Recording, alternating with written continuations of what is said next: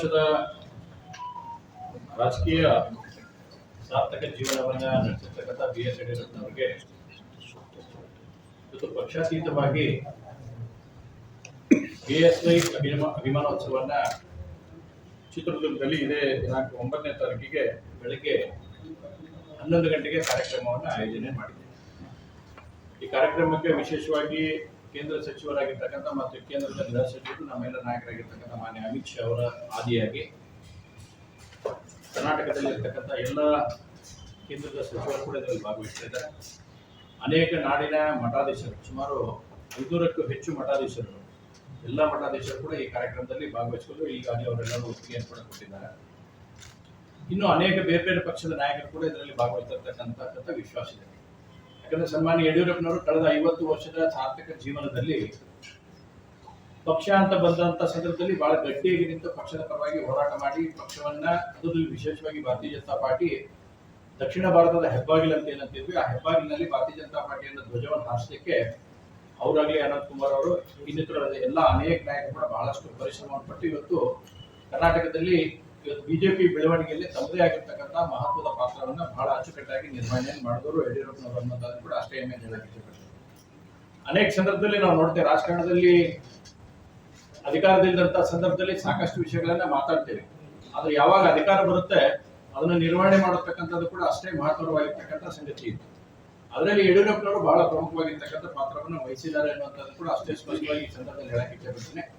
ಅವರೇನು ಹೋರಾಟದ ಜೀವನವನ್ನು ರೂಪಿಸಿಕೊಂಡಿದ್ರು, ನಮ್ಮ ಹುಬ್ಬಳ್ಳಿಯ ಕಿತ್ತೂರು ಚೆನ್ನಮ್ಮ ಮೈದಾನದ ಹೋರಾಟದಿಂದ ಹಿಡ್ಕೊಂಡು ರಾಜ್ಯದಲ್ಲಿ ಅನೇಕ ಬಾರಿ, ಇವತ್ತು 10 ಬಾರಿ ಅಂದ್ರೆ 100 ಬಾರಿ ಪ್ರವಾಸವನ್ನು ಮಾಡಿರ್ತಕ್ಕಂಥ ಇಡೀ ಕರ್ನಾಟಕದಲ್ಲಿ. ಇವತ್ತು ಒಂದು ವೆಲ್ ಸೆಟಲ್ಡ್ ಇಕ್ವಿಪ್ಮೆಂಟ್ ಸಿಗುತ್ತೆ, ನಮ್ಗೆಲ್ಲರಿಗೂ ವ್ಯವಸ್ಥೆಗಳು ಸಿಗ್ತಾವೆ. ಆದ್ರೆ ಅವತ್ತಿನ ಕಾಲದಲ್ಲಿ ಕೂಡ ಬಸ್ ನಲ್ಲಿ ಓಡಾಟ ಮಾಡ್ತಾ ಇದ್ರು. ಅವರಾಗಲಿ ಬಸ್ ನಲ್ಲಿ ಓಡಾಟ ಮಾಡುವಂತದ್ದಾಗಿತ್ತು, ಬೈಕ್ ನಲ್ಲಿ ಹೋಗುವಂತಹ ಪರಿಸ್ಥಿತಿ ಇತ್ತು. ಆದ್ರೆ ಅವು ಯಾವುದಕ್ಕೂ ಕೂಡ ಎದೆಗುಂದದೆ ಭಾರತೀಯ ಜನತಾ ಪಾರ್ಟಿಯನ್ನು ಕಟ್ಟುವಂತ ನಿಟ್ಟಿನಲ್ಲಿ ಬಹಳ ಪ್ರಮುಖವಾಗಿರ್ತಕ್ಕಂಥ ಪ್ರಮುಖ ಪಾತ್ರವನ್ನ ಯಡಿಯೂರಪ್ಪನವರು ವಹಿಸಿದ್ದಾರೆ. ಇವತ್ತು 50 ವರ್ಷಗಳ ಈ ಜೀವನ, ಸಾರ್ಥಕ ಜೀವನದ ಬಗ್ಗೆ ನಮ್ಮೆಲ್ಲ ಪಕ್ಷದ ಹಿರಿಯರು, ಪ್ರಮುಖರು ಎಲ್ಲರೂ ಕೂಡ ಯೋಚನೆ ಮಾಡಿದ್ದು ಇದೊಂದು ಅಭಿಮಾನೋತ್ಸವವನ್ನ ನಾವು ಮಾಡ್ಬೇಕನ್ನತಕ್ಕಂಥ ಯೋಚನೆ ಇಟ್ಕೊಂಡು ಇವತ್ತು ಆಗ್ತಾ ಇದೆ. ನಾನು ಆಗ್ಲೇ ಹೇಳಿದಾಗೆ ಹೋರಾಟ ಮಾಡಿದಂತ ಸಂದರ್ಭದಲ್ಲಿ ಯಾವಾಗ ಅಧಿಕಾರ ಬಂತು ಆ ಸಂದರ್ಭದಲ್ಲಿ ವಿಶೇಷವಾಗಿ ತಾಯಂದರಿಗೆ ಭಾಗ್ಯಲಕ್ಷ್ಮಿ ಯೋಜನೆ ಕೊಡುವಂತದ್ದಾಗ್ಲಿ, ಮಹಿಳೆಯರಿಗೆ, ನಮ್ಮ ವಿದ್ಯಾರ್ಥಿನಿಯರಿಗೆ ಸೈಕಲ್ ಕೊಡ್ತಕ್ಕಂಥದ್ದಾಗ್ಲಿ, ಈ ರೀತಿ ರೈತರಿಗೆ ವಿಶೇಷವಾಗಿರ್ತಕ್ಕಂಥ ಬಜೆಟ್ ಮಂಡನೆ ಮಾಡುವಂತದ್ದಾಗ್ಲಿ, ಹಲವಾರು ಯೋಜನೆಗಳ ತಾವೇನು ಹೋರಾಟ ಮಾಡಿದ್ರು ಅವರ ಅಧಿಕಾರ ಬಂದಂತ ಸಂದರ್ಭದಲ್ಲಿ ಅಕ್ಷರಶಃ ಪಾಲಿಸುವಂತ ನಿಟ್ಟಿನಲ್ಲಿ ಬಹುದೊಡ್ಡದಾಗಿರ್ತಕ್ಕಂಥ ಕೊಡುಗೆಯನ್ನು ಕರ್ನಾಟಕಕ್ಕೆ ಸನ್ಮಾನ್ಯ ಯಡಿಯೂರಪ್ಪನವರು ಕೊಟ್ಟಿದ್ದಾರೆ ಅನ್ನುವಂಥದ್ದು ಕೂಡ ಅಷ್ಟೇ ಸ್ಪಷ್ಟವಾಗಿ ಹೇಳಕ್ಕೆ ಇಷ್ಟಪಡ್ತೇನೆ. ಈಗ ಇವತ್ತು ಇಡೀ ಕರ್ನಾಟಕದಿಂದ ಲಕ್ಷಾಂತರ ಜನ, ಸುಮಾರು 8-10 ಲಕ್ಷ ಜನ ಇವತ್ತು ಸೇರಿಸಿ ಚಿತ್ರದಲ್ಲಿ ಬೃಹತ್ ಕಾರ್ಯಕ್ರಮ ಕೂಡ ಆಯೋಜನೆ ಆಗ್ತಾ ಇದೆ. ಈಗಾಗಲೇ ಮಾನ್ಯ ನಮ್ಮ ಜಿಲ್ಲಾಧ್ಯಕ್ಷರು ಹೇಳಿದಾಗೆ ಹುಬ್ಬಳ್ಳಿ ಧಾರವಾಡ ಗ್ರಾಮಾಂತರ ಜಿಲ್ಲೆಯಲ್ಲಿ ಕೂಡ ಸಾವಿರಾರು ಸಂಖ್ಯೆಯ ಜನ ಇಲ್ಲಿಂದ ಕೂಡ ತರುವಂತ ವ್ಯವಸ್ಥೆ ಇಲ್ಲಿಂದ ಈಗಾಗಲೇ ಮಾಡುವಂತದ್ದಾಗ್ತಿದೆ. ನಾಳೆ ಕೂಡ ಅವರು ಮೀಟಿಂಗ್ ಕರೆದಿದ್ದಾರೆ, ಅದ್ರಲ್ಲಿ ಅಂತಿಮವಾಗಿರ್ತಕ್ಕಂಥ ಸಂಖ್ಯೆಯನ್ನು ಕೂಡ ನಾವು ಘೋಷಣೆ ಮಾಡ್ತೀವಿ. ಹೀಗಾಗಿ ಯಡಿಯೂರಪ್ಪನವ್ರ ಜೀವನ ಏನಿತ್ತು ಇವತ್ತು ಅನೇಕರಿಗೆ ರೋಲ್ ಮಾಡಲ್, ಈ ಪಕ್ಷದಲ್ಲಿ ಇರ್ತಕ್ಕಂಥವ್ರಿಗೆ ಇವತ್ತು ರೋಲ್ ಮಾಡಲ್ ಆಗಿ ಅವರು ಬೆಳೆಸಲ್ತಕ್ಕಂಥ ಕೆಲಸವನ್ನು ಮಾಡಿದ್ದಾರೆ. ಯುವಕರಿಗೆ ವಿಶೇಷವಾಗಿ ಸ್ಫೂರ್ತಿಯಾಗಿದ್ದಾರೆ. ಒಬ್ಬ ವ್ಯಕ್ತಿ ಅನ್ನೋಕ್ಕಿಂತ ಯಡಿಯೂರಪ್ಪನವರು ಒಬ್ಬ ಶಕ್ತಿಯಾಗಿ ಭಾರತೀಯ ಜನತಾ ಪಾರ್ಟಿಗೆ ಶಕ್ತಿ ತುಂಬತಕ್ಕಂಥ ಕೆಲಸವನ್ನ ಅವರ 50 ವರ್ಷದ ಸಾರ್ಥಕ ಬದುಕಿನಲ್ಲಿ ಇತ್ತು ಅದನ್ನು ಅಳವಡಿಸಿಕೊಳ್ಳುವಂತ ಪ್ರಯತ್ನ ನಾವು ಮಾಡಿದ್ದಾರೆ. ಈ ಕಾರಣಕ್ಕಾಗಿ ಇವತ್ತು BSY ಅಭಿಮಾನೋತ್ಸವನ್ನ ಪಕ್ಷದ ಮತ್ತೆ ಎಲ್ಲ ಸೇರಿಸಿ ಮಾಡುವಂತ ಪ್ರಯತ್ನ ನಾವು ಮಾಡ್ತೇವೆ.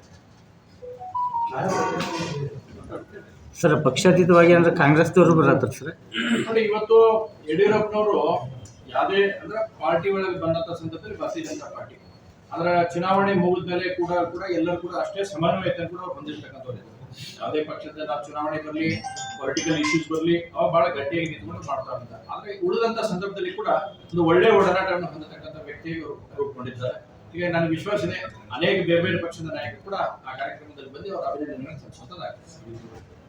ಈಗಾಗಲೇ ಸಮಿತಿಯನ್ನು ಕೂಡ ಮಾಡಿದ್ದಾರೆ. ಸನ್ಮಾನ್ಯ ಗೋವಿಂದ ಕಾರಜೋಳ ಅವರ ಗೌರವ ಅಧ್ಯಕ್ಷರಾಗಿದ್ದಾರೆ, ಪ್ರಭಾಕರ್ ಕೋರೆ ಅವರ ಅಧ್ಯಕ್ಷರಾಗಿ, ಕೋಟ ಶ್ರೀನಿವಾಸ ಪೂಜಾರಿ ಅವರು ಉಪಾಧ್ಯಕ್ಷರಾಗಿ, ಶ್ರೀರಾಮ್ ಅವರು ಕಾರ್ಯಾಧ್ಯಕ್ಷರಾಗಿ, BY ರಾಘವೇಂದ್ರ ಅವರು ಸಂಚಾಲಕರಾಗಿ ಈ ರೀತಿಯ ಸಮಿತಿಯನ್ನು ಕೂಡ ನಿರ್ವಹಣೆ ಮಾಡಿ ಎಲ್ಲ ನಾಡಿನ ಮಠಾಧೀಶರಿಗೆ, ಎಲ್ಲ ಪೊಲಿಟಿಕಲ್ ಪಾರ್ಟಿಯ ಹಿರಿಯರಿಗೆ, ಪ್ರತಿಯೊಬ್ಬರಿಗೂ ಕೂಡ ಆಹ್ವಾನ ಕೊಡತಕ್ಕಂಥ ಕೆಲಸವನ್ನು ಇವತ್ತು ಮಾಡಿದ್ದಾರೆ.